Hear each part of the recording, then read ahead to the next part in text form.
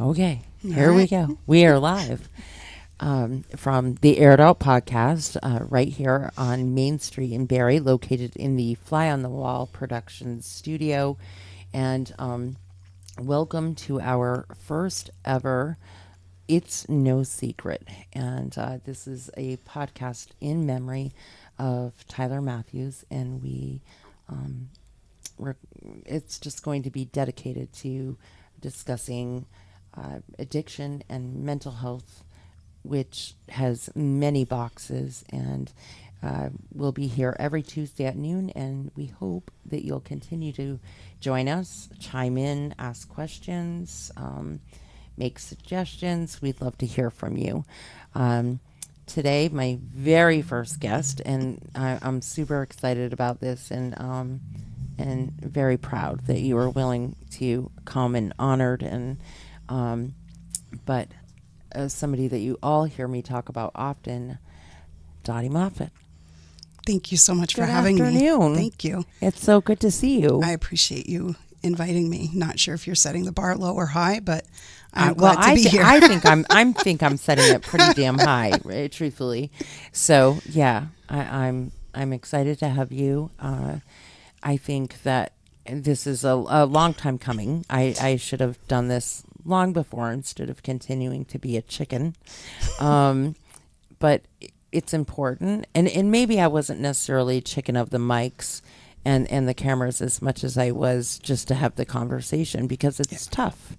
And it's a tough conversation with many viewpoints. Either you're somebody who, like me, who wants to love on everybody and save the world, or you want to wring their necks and put them all on an island somewhere, and there's literally those two extremes. I feel like I'm not sure I've ever met a happy middle.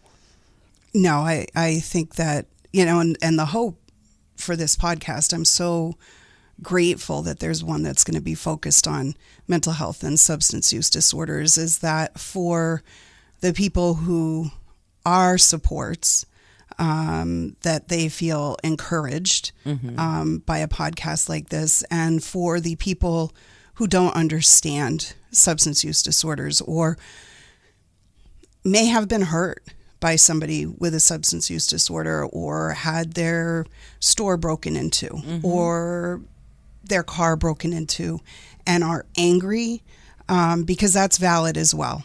Absolutely. Because this is a disease that does not just affect the person who has it. It affects the family. It affects the community.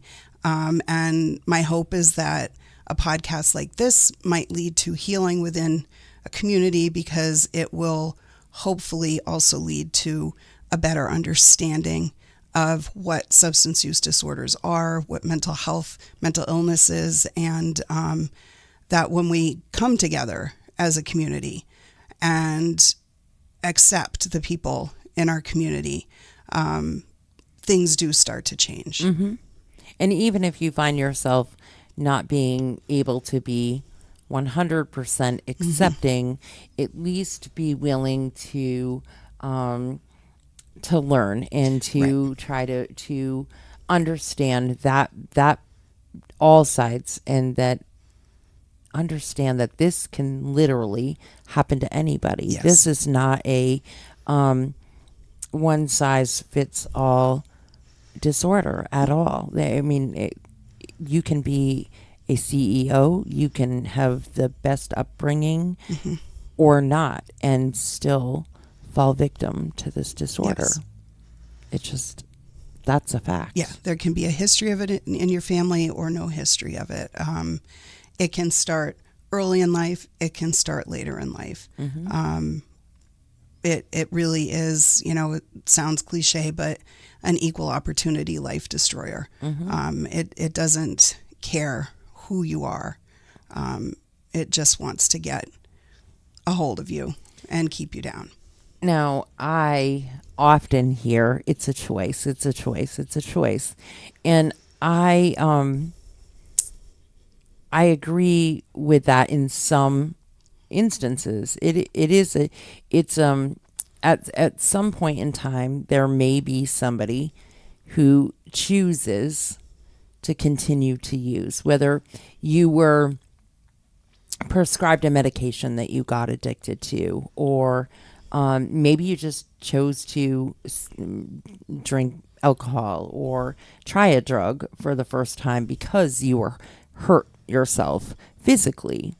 And in doing so, you learned, this helped me a lot with this other thing that I don't want to deal with.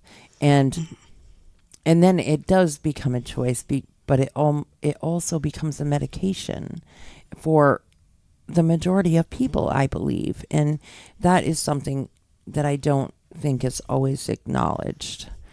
Right. If anybody thinks back to their first substance use, whether it was in high school or middle school, college, whatever it was, you sat down with a bunch of friends and maybe you drank, maybe you used some cocaine, maybe it was when pills were big, could have been some Adderall, whatever it was. Mm-hmm. We all make that very first choice. And most of the people will be able to walk away from that experience and say, oh, I had fun with my friends, but not feel the need to do it the next day and the next day and the next day. They could wait a week or a month, and then maybe they'd get together with friends again and get drunk or get high. But there are people who make that same first choice just like everybody else does. And they realize, wow, when I was drunk at that party, I wasn't socially anxious anymore. I could talk to people. I could dance. Or when they got high, they felt that right. warm I didn't hug. think about the shit at home or work. Right. Or...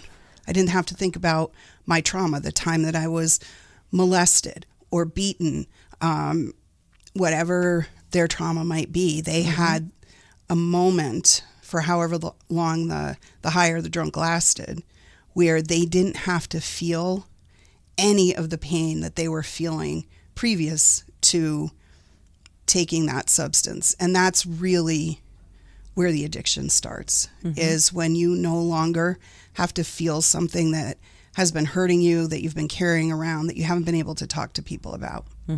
And I think that many of us, if we knew that there was something out there that was going to take away that pain for a little bit or quiet the chaos in our heads, we would do it. And some do it. They just do it in a different way. Some people choose yoga or the gym or swimming or music or all sorts of things. We all choose to quiet those things in a different way. But we still choose those things. Some people eat. Some people, they're all different kinds of ways to quiet all of that. And some of us just make better choices than others. But some of us also weren't introduced to something that really worked well for them, maybe at a young age. Right.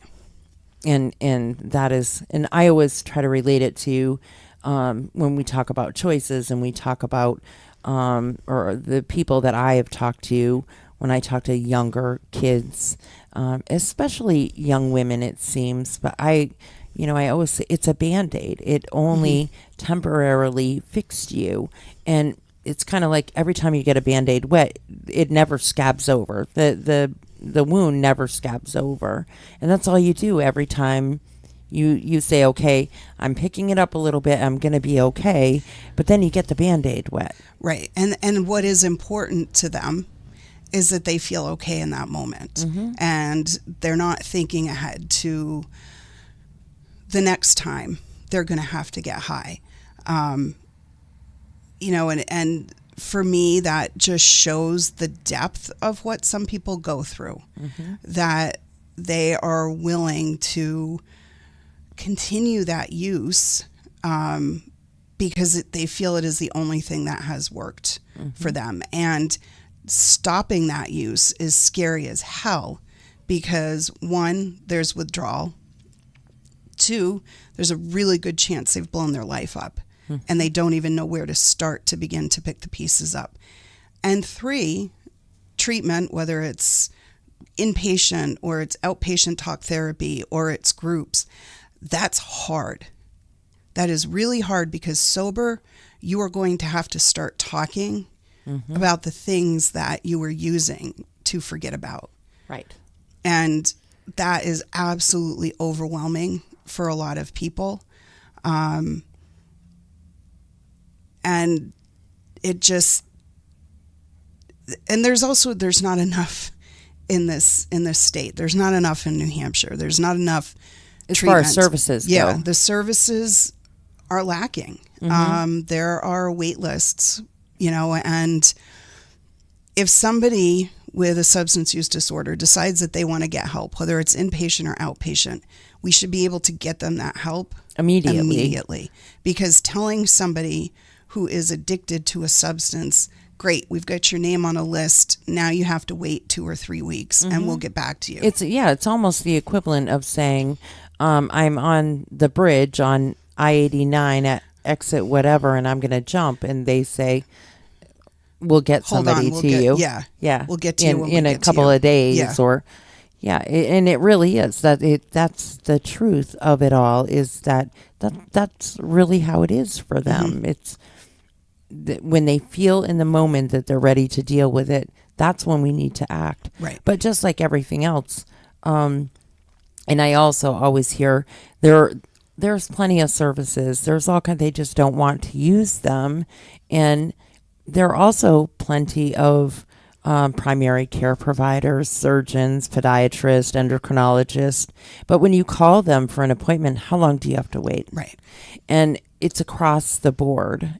But the problem is that it's always been across the board in this situation, because there's truly not enough. Right. There needs to be more. And I strongly believe there needs to be more treatment that is far longer than the typical 21, 30 days. Yeah. Now it's about 2 weeks inpatient. Yeah. Is all they're getting, 14 which is days. enough time to detox and absolutely not enough time to even start to understand why they were using and how to cope with what was causing them to use. And then they're discharging from treatment and are having to wait to get in with an outpatient therapist, because almost everywhere has waiting lists.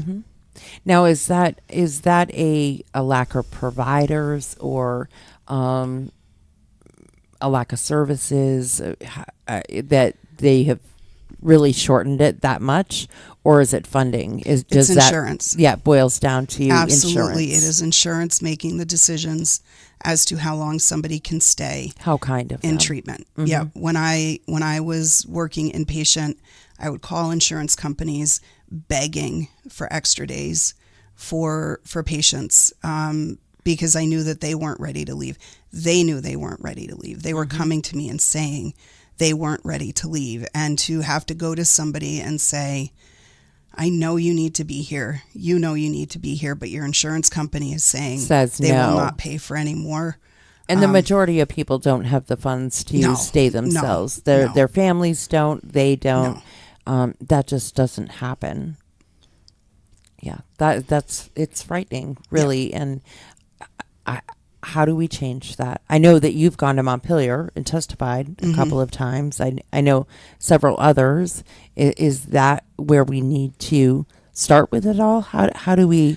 I think we do. I think that we have to start with the government and then work our way down, because they're the ones that release the funding. And I know that Vermont is earmarked for funding, and they are using those funds. Well, today they will be setting naloxone boxes up in the city, and super grateful that that's one of the things that they're going to be doing. But I really wish there was something more, a facility of some sorts of treatment, or day programs, something that we could do more that was a true investment in over time and not just another Band-Aid. Yeah. And, with the lack of services, with the amount of people who do have substance use disorders increasing, with the amount of deaths due to overdose increasing steadily every year in this state and in the country. Harm reduction is such an important part of it, and that is having naloxone boxes so that people who do have a substance use disorder, somebody who knows somebody who does, can go to the Turning Point and the box that's going to be put there today and go get Narcan just to have on their person. I have it. I have it in my house. I have it in my car, and I have it in my purse. Absolutely everybody should be carrying Narcan. The HIV Resource Center in Lebanon, near where I live, has done an incredible job of getting naloxone boxes out into our community. They are at libraries. They are at village stores. They are at counseling centers. And they're kept outside. It's the responsibility of the HIV Resource Center to fill them, so it's not any extra work on the places that are saying yes to having these. But we're now it's widespread in our community that you can access Narcan.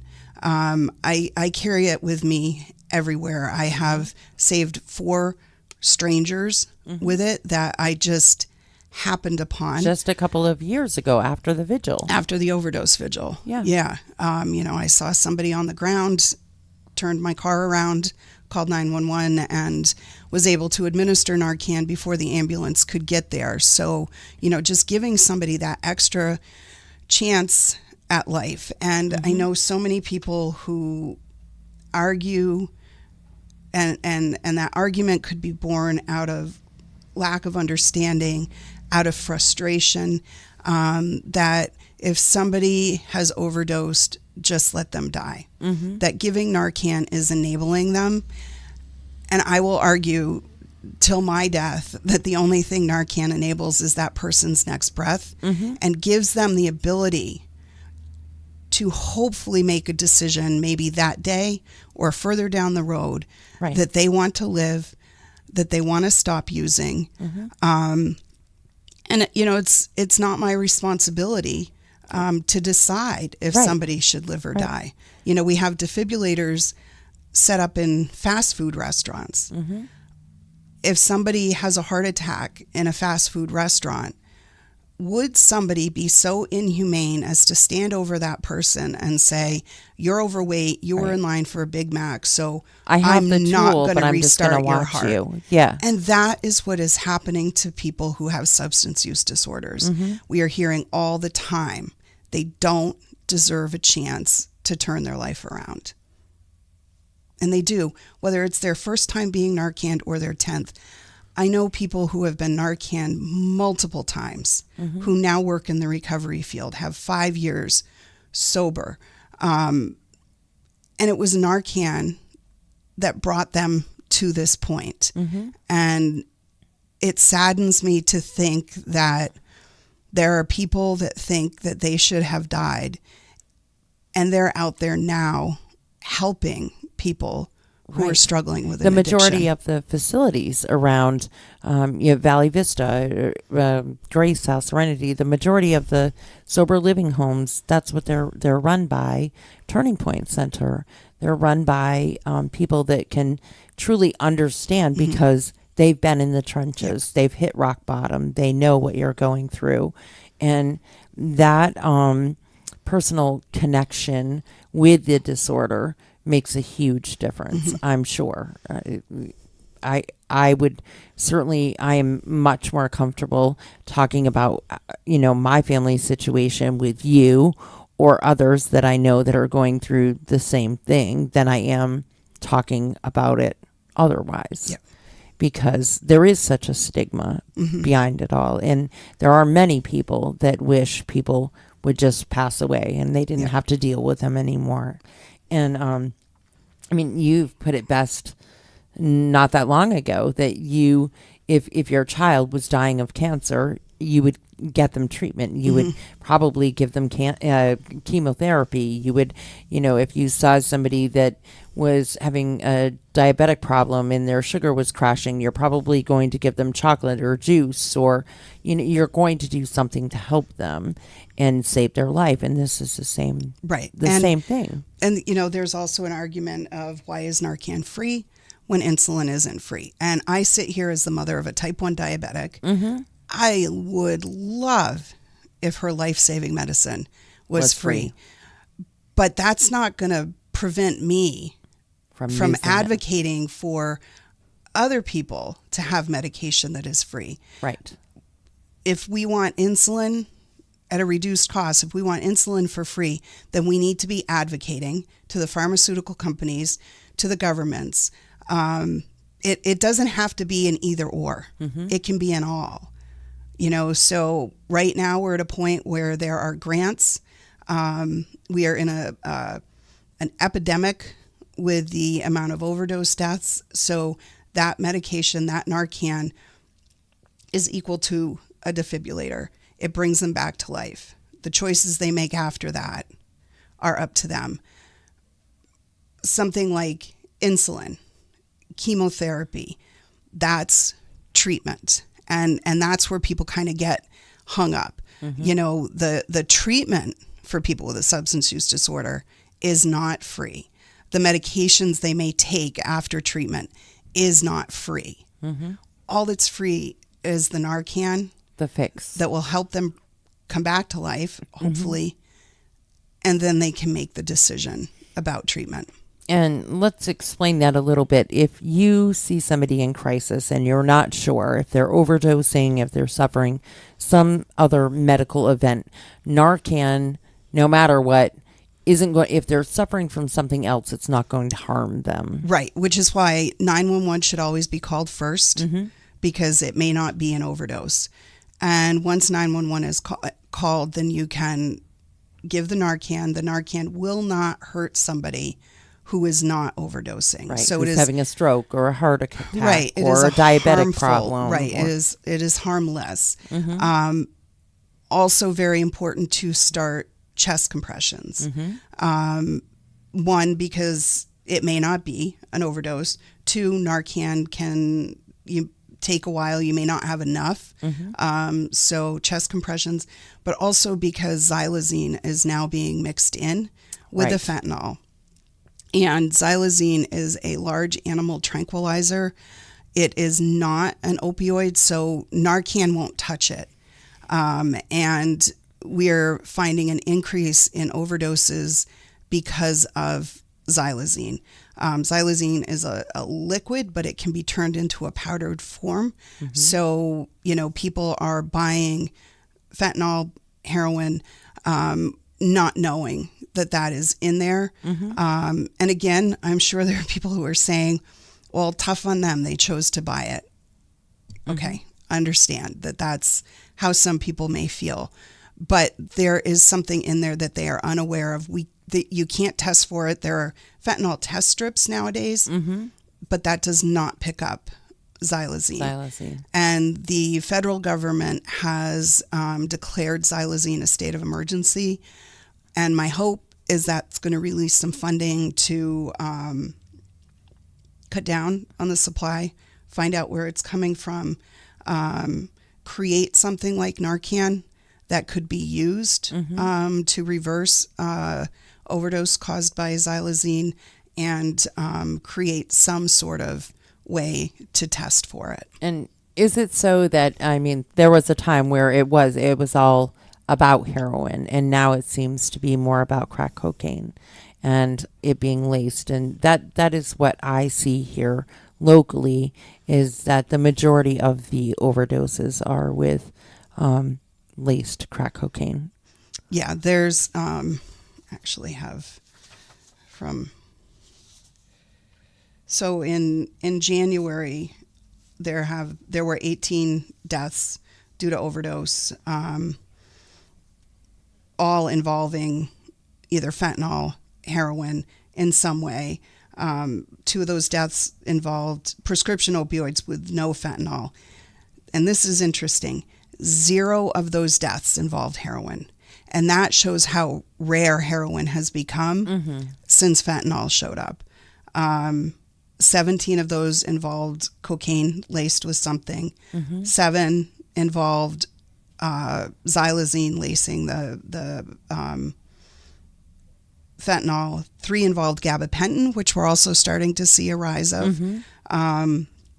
3 involved the person also had benzos, and 1 person had meth in their system. And in February, there have already been 24. There were 24 overdose deaths, 23 involving fentanyl, 2 involving opioid prescriptions, no fentanyl, 0 heroin, 17 cocaine, and pretty much the same with gabapentin and meth. So we're seeing a reduction in the heroin, but that doesn't mean that this is going away. Right. It just means that fentanyl is becoming more prevalent.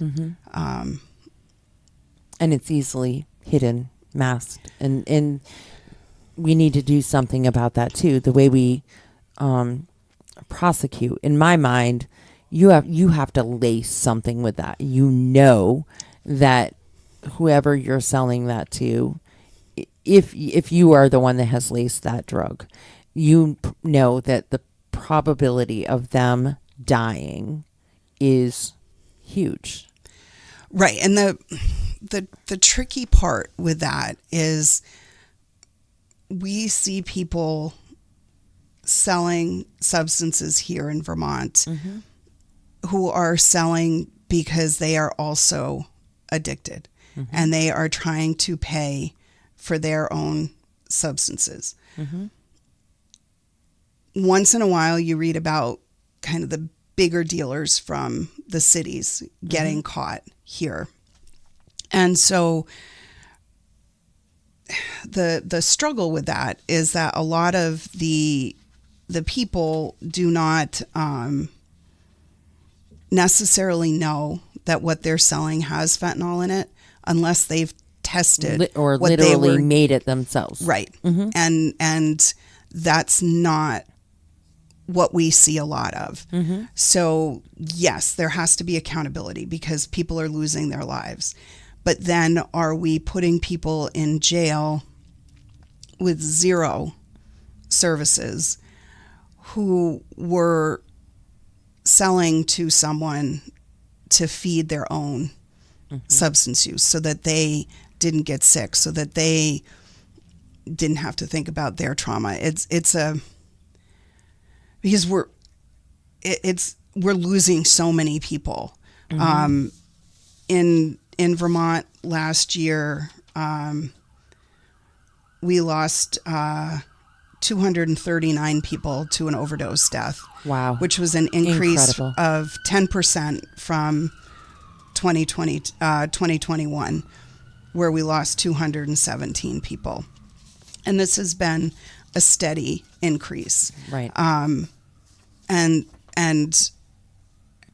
each loss is incredibly heartbreaking.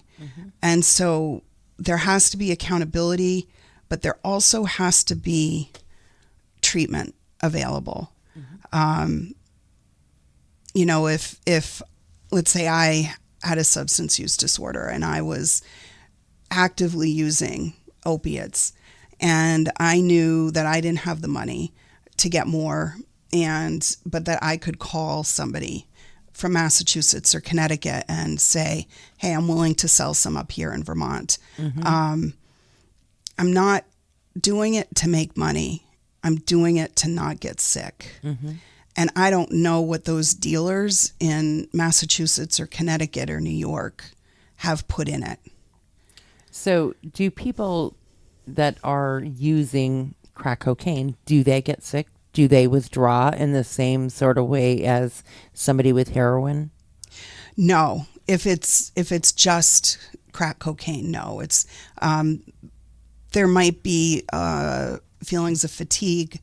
I'm trying to think of what I remember because they've been up for days using that. I remember hearing some complaints about muscle aches, but there isn't that. It's more What it's laced with. mental. It's really hard for somebody who has been using cocaine or methamphetamines to have their brain slow down. That can take months and months. So it's more of an up here kind of detox and getting the brain working right, whereas heroin and fentanyl is very much a physical detox. And because the fentanyl is often found in crack cocaine and these other drugs now, that's why you're getting the detox that you used to only see with heroin. Yeah. And there are people who honestly don't know that they have used fentanyl. We'll have to go in for a UA because maybe they're in a Suboxone clinic, or they decide to get treatment and their UA is positive for fentanyl. And with all honesty, and I believe them, they say, the drug I was using was crack, or the drug I was using was meth, because why would they be honest about one and lie about the other? Right. So they didn't know that Yeah. they even had fentanyl. Yeah. And a I lot of witnessed the pills, that shock before. I witnessed with my son. I've noted, if when I hear a treatment court when they say, well, you also, had fentanyl in there, and the look on the face, what do you mean? Then comes the hard part, because the reality of it is, if you know that and you know the risk, you know that you quite possibly are not just doing cocaine, why doesn't death scare the hell out of you and make you want to be well? That's the tough part an addicted for brain, anybody watching. Right. An addicted brain takes at least a year to get well. Mm-hmm. And that's a year of putting in hard work. That's not a year of just, I'm going to white knuckle it and be miserable for an entire year. So the brain will take a while. And I know people who have relapsed after 20 years. And an event comes along that, whether it's, oftentimes it's the death of somebody, 20 years sober, something happens that just It's super rocks traumatic. their world. And the brain immediately goes to, if you drink right now, or if you use a substance, you will not have to feel the pain that you are feeling right now. And we'll also trick them into thinking, well, I've got, decades of sobriety. One or two drinks or one or two hits, one or two baggies, whatever it might be, isn't going to get me addicted again. But the brain remembers, and very quickly you're right back to where you were. That in itself is really frightening, and is proof that it's a lifelong battle. It is doesn't something you have end to work on every day. every day. Right. You and have to be the work willing. might be little some days. There might be days that a day ends for a person and they think that today was easy. It's not going to be miserable every day, but days will be harder than others. And that's why it's so important to have a support system, to continue therapy long after a person might hit, a 6-month sobriety date or a 9-month, because you need to have. Still not enough. Right. Yeah, it's still not enough. And if you get years into it, if you do experience something very traumatic, the loss of somebody or an illness for yourself, that you know immediately, I better get myself some help. I better start going to a group. I better reach out to somebody. I got to get back to a meeting. Even if it's been 5 years or 10 years, because you know that deep down that you know how to fix that hurt in a different way. And so to keep yourself from doing that, Yeah. Love yourself enough to say, no, I'm not going to do that Right. again. And Connie's very right. And some can never do it. Some fight their whole lives, and never do it. They never succeed. And that's why harm reduction is so important. Harm reduction, again, it's one of those pathways that some people might think is enabling. But harm reduction allows us to keep people alive until maybe they're ready for help, or alive even if they're still continuing to use. And, harm reduction, I'm going to just read the definition of it. It's an evidence-based approach that is critical to engaging with people who use drugs and equipping them with life-saving tools and information to create a positive change in their lives and potentially save their lives. Harm reduction is a key pillar in the U.S. Department of Health and Human Services overdose prevention strategy. And I run a harm reduction group where I work. It kind of started organically. I was just looking to add another relapse prevention group. But there were people who were still in active use, and they didn't fit in a relapse prevention group. I didn't want them to be in a group where they felt uncomfortable. And I am lucky enough to work at a place where when I approached the partners about it, they were like, yeah, let's have that, because I want people to look at our website and say, oh, there's a group for me that I can go to, that I'm not going to be judged because I'm still in use, but I'm going to gain some skills to maybe knock it down a peg, to find out where I can get clean needles, where I can get Narcan, where I can get condoms, where I can get fentanyl test strips, where I can go for wound care. And to make a plan with me. Again, around all of that. those things that's a big box that this problem goes inside. Right. The disorder itself needs a big box, Right. because We it have to comes make with that so box bigger. many different pieces. Right. We're losing so many people that we can't just say you have to abstain, because some people, it will take them years to get to that point. And if we can do whatever we can to keep them alive, to potentially get to a point where they want to abstain, or if they are continuing to use, to at least make it safer for them. There's a program up in Burlington that's run by the Vermonters for Criminal Justice Reform.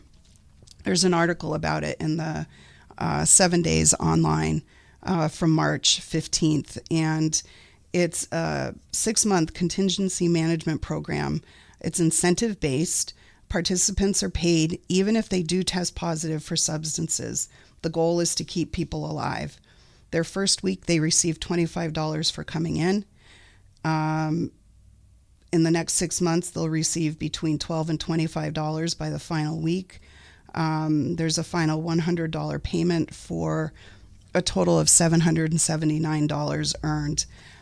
There's a bonus if their tests are negative for fentanyl. And the money is put on a reusable card. Will people say, but they could sell that card and get cash and go use? Yes, they might do that. They very well might do that, but they also might not. And if they know that they can go to this program, and even if they have a UA that is positive for substances, that place will say, your time was important to us, you're valid, we see you, we see your struggle. There's also counseling that is a part of it. The people that are using the substances are making a connection. And that's what recovery is all about. That's what harm reduction has to be about. It's making those connections. I feel the same way for safe consumption sites. I did not feel the same way about them when I first started in this field. I thought that they were the stupidest things that I have ever heard of. Why would we set up a place where people can go and inject themselves with heroin? That's dumb. The more I worked in the field, the more I recognized how important places like that are. We have one in New York. I think there's another one that's supposed to open in Rhode Island. Governor Scott continues to veto them. But in the safe consumption sites around the world, there have been 0 overdose deaths. There have been overdoses. But because there are people working at those safe consumption sites, those people that overdose are given Narcan immediately. They are given clean needles. They leave with Narcan. They are finding that around the world where there are safe consumption sites, there's less dirty needles left in neighborhoods because people are coming to them and depositing their needles. And again, it's another connection, right? Even if you're walking in somewhere to use, if somebody looks you in the eye and says, "Hey, Sam, I'm so happy to see you today," and is not going to judge that person for using, when they're ready to get help, they know who they can go and talk to and say, "I'm tired of this and I would like some help." Because oftentimes, people with substance use disorders, when we see them on our streets, they become invisible to us. And that is something that will keep the substance use disorder going.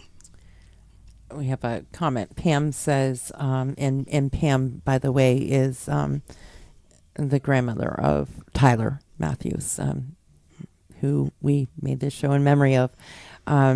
It's hard for people to understand the money being spent for free harm reduction, free needles, etc., when that money could be being spent on treatment. But you look at the harm reduction as a part of the treatment. It's a piece of the treatment puzzle. It is. It's a piece of the puzzle that hopefully keeps people alive and will get them to a point where they're ready for help. And a lot of the harm reduction stuff comes from grants that are specifically earmarked for harm reduction. So it's not money that's being taken away from treatment. It's money that is just earmarked for harm reduction. Because so many people, and I don't know Pam, but have felt that ache of losing somebody. Yeah, definitely. And I can't, I know it from a professional side, and I know how much that hurts me when I lose a patient to an overdose. And I absolutely cannot imagine being a family member, because I'm frustrated that we aren't doing more, that there aren't more treatment centers, that these pharmaceutical companies that cause this to happen,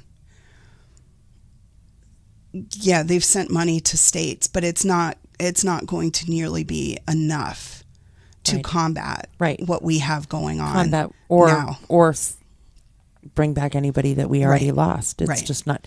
And what is your opinion on what we're doing right now, or the public getting more involved and being willing to do podcasts? Or no, we're not. We're definitely not professionally trained in this field, but some of us have struggled greatly.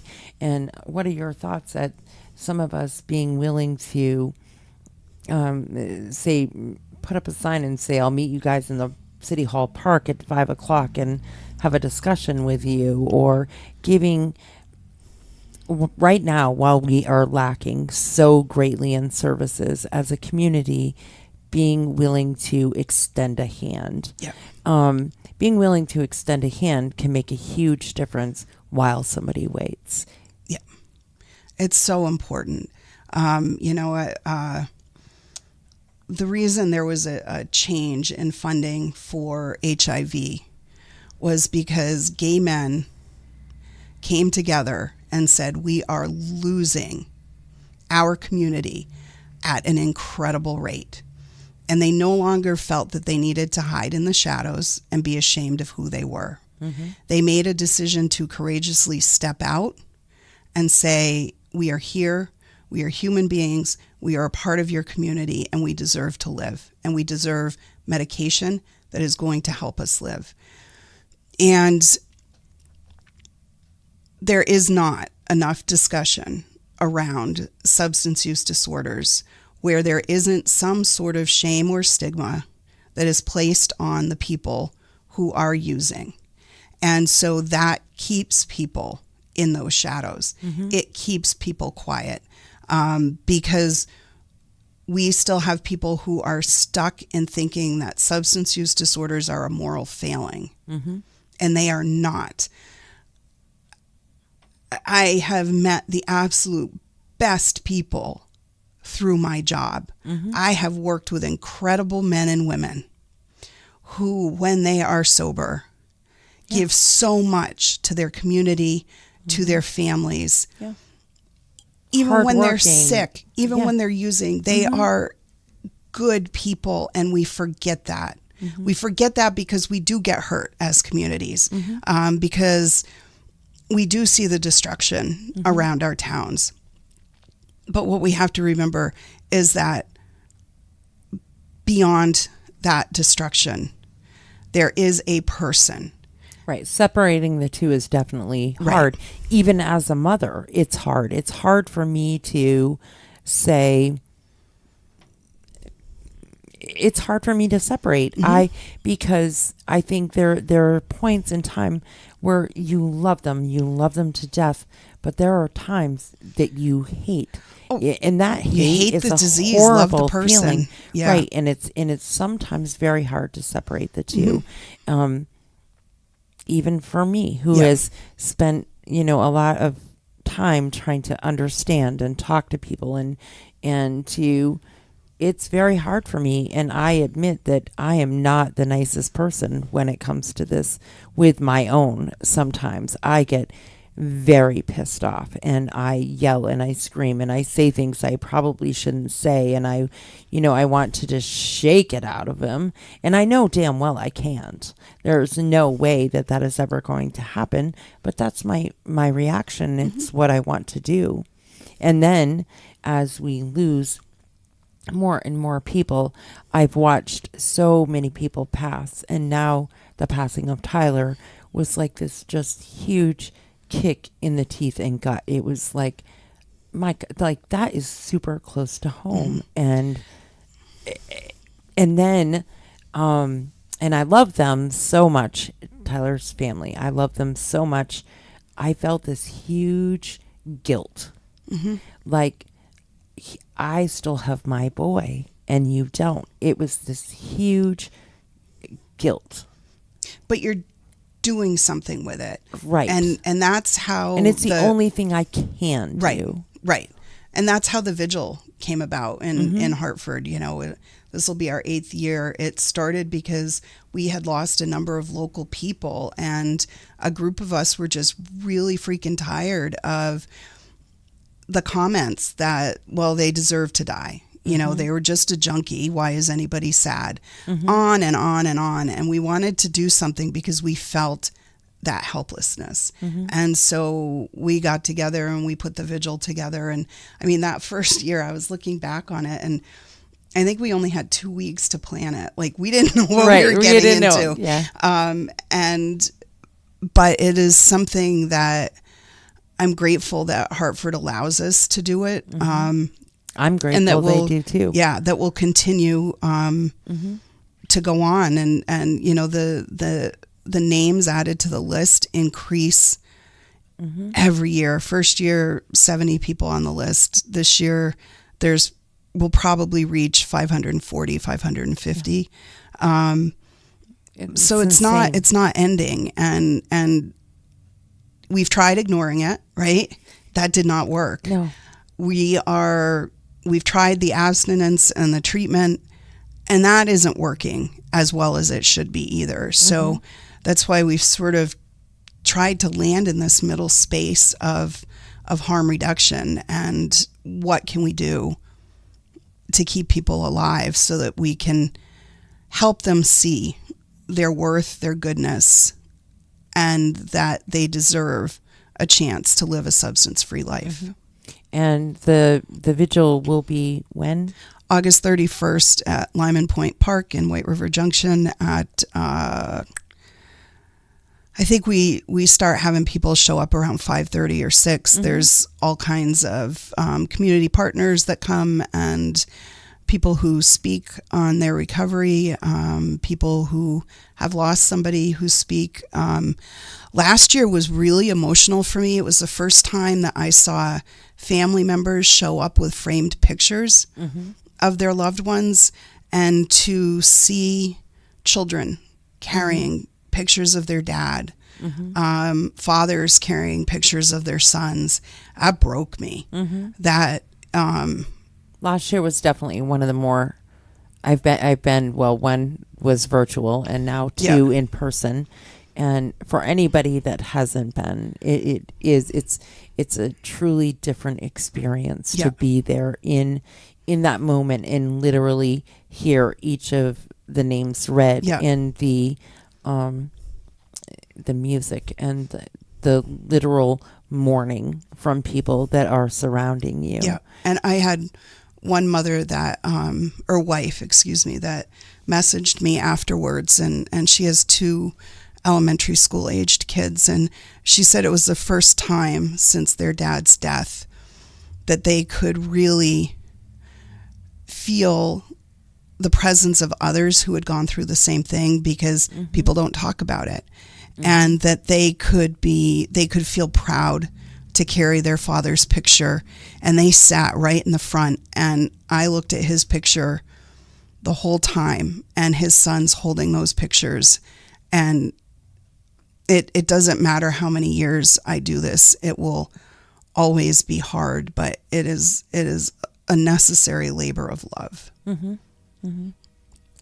It's pretty incredible. And unfortunately, last year I held 2 candles.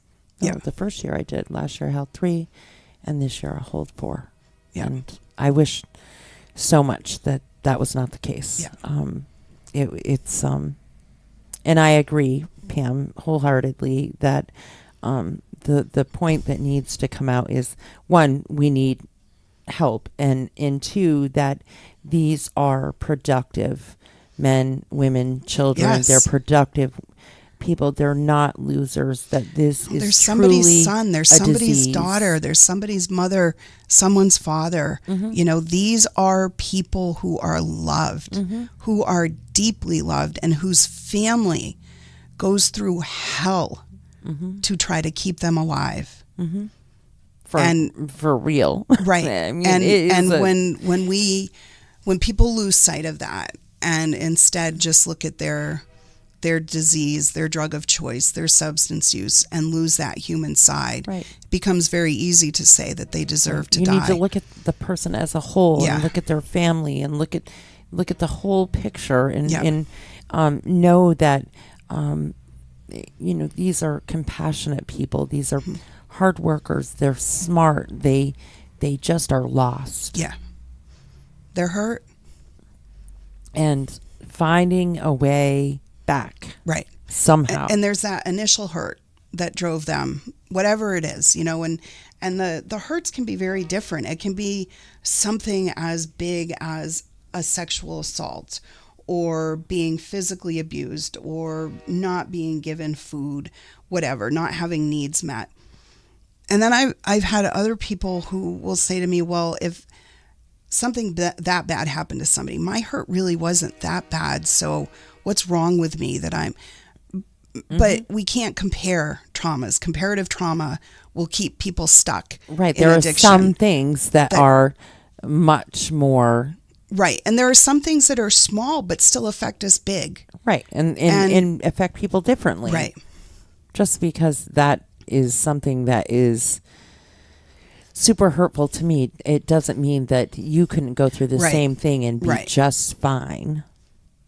it grieving even. Yeah. None of us grieve the same, and none of us heal Mm-hmm. the same. And that's the part that I think that not everyone understands, is that we all heal differently, we all grieve differently, we do walk through life differently. Yep. We think of things differently. But in this instance, we got to come together somehow. And We have to stop judging people, Mm-hmm. period.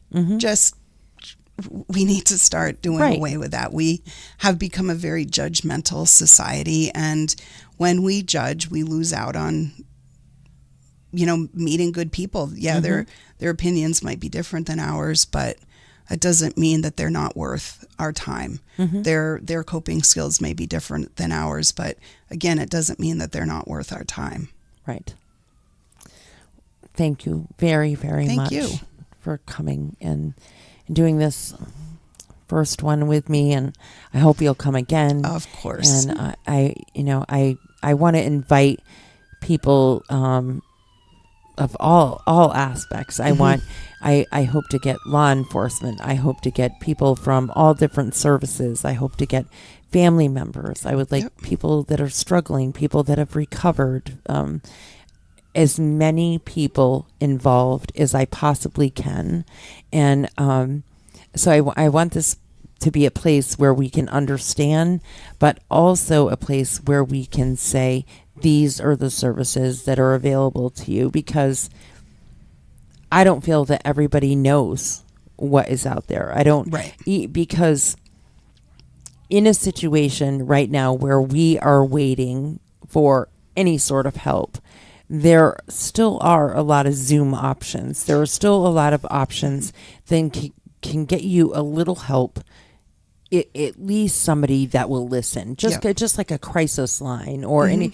You can reach out. You can find meetings all over. Yeah, and all across the country. You can go to a meeting in a different country. Yeah. It's a really cool experience to be able to go to a meeting in California or Ireland or wherever and experience something different. And I have kept to doing telehealth for that exact reason, because it makes it more accessible for my clients who may not have a vehicle or may not have a license, or who have just gotten out of jail and are starting a job and can't take 2 hours off. And to there come are to people therapy, that but could do an actually hour. fear being face to face. Yes. And so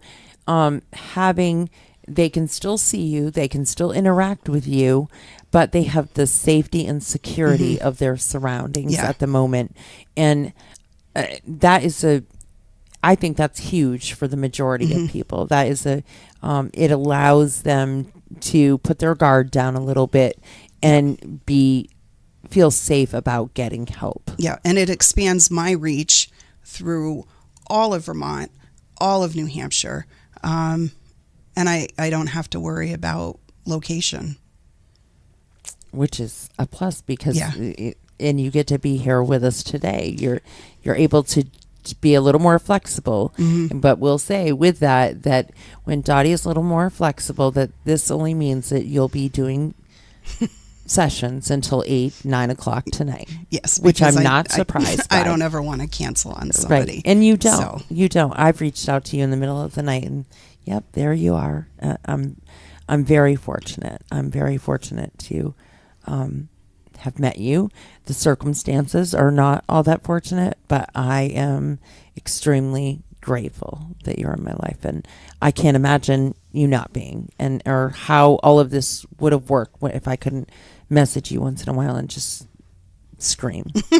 And that's the thing, is that there are services available not just for the addict, but for the families. Yeah. It's a fight that we're all doing. Yeah. Not just. And the more families access supports, the less alone they feel also, because you're able to see, maybe the person who waits on you at a restaurant, or you get your coffee from, or who's, running the ambulance, whatever it might be, that they have that same struggle. Yeah. And I will say that sometimes you being supportive can also cause the other person to, at first, be a little angry with you, and maybe even buck up a little more, because if the more you learn, Yeah. the more of their truth that you understand, and the harder it is for them to go inside, because you're going to be able to look at them and you're going to be able to know, okay, this, I know, no matter, even if he says he's fine, I know he's not. And does that mean that you're going to be able to immediately make them go get help?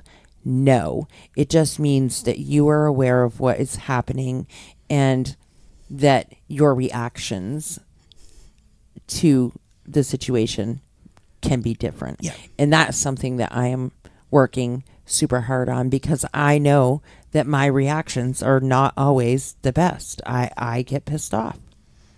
I want it to just go away and stop it right now. And I find myself being super guilty a lot of times, because when he is well, I don't know how to talk to him, because I don't know who he is well. Right. You haven't seen that person in a really long time. And then, so how I have to think about it now is the people that are struggling are already in a super, super lonely world, really. Sure, they have these connections that are not great at connections. They're in a lonely world.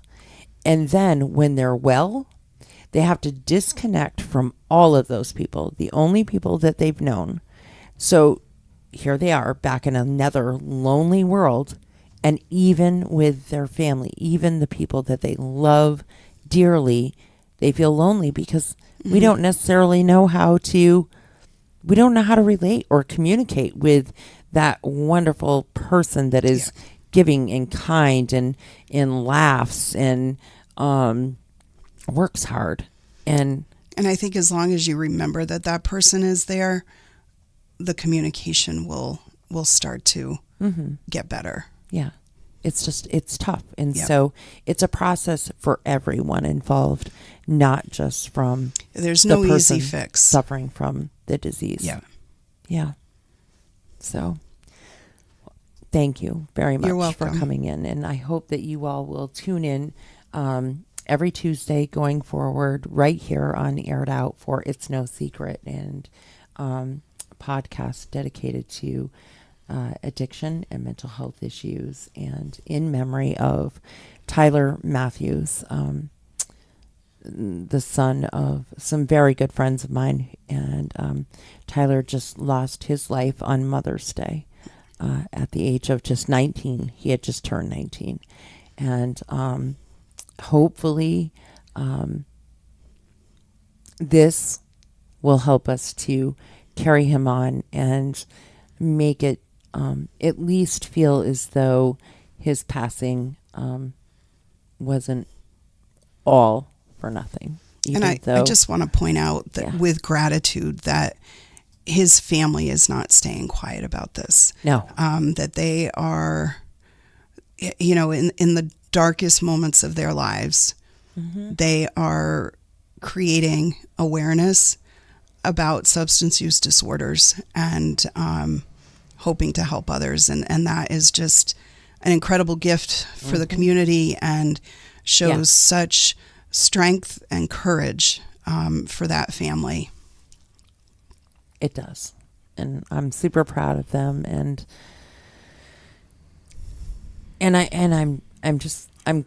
I too am grateful that they're willing to shout from the rooftops and not hide. And it's the only way we're going to help. And so absolutely, let's stick together. And I hope to see you all next Tuesday at noon. Please, in the meantime, check out the It's No Secret Facebook page. You can ask to be a guest. You can leave your stories. You can leave comments. You can leave resources that you might know about. I want the page to be a literal a resource space where we can share with each other and help each other. And I hope to see you next week. Thanks, and have a great day.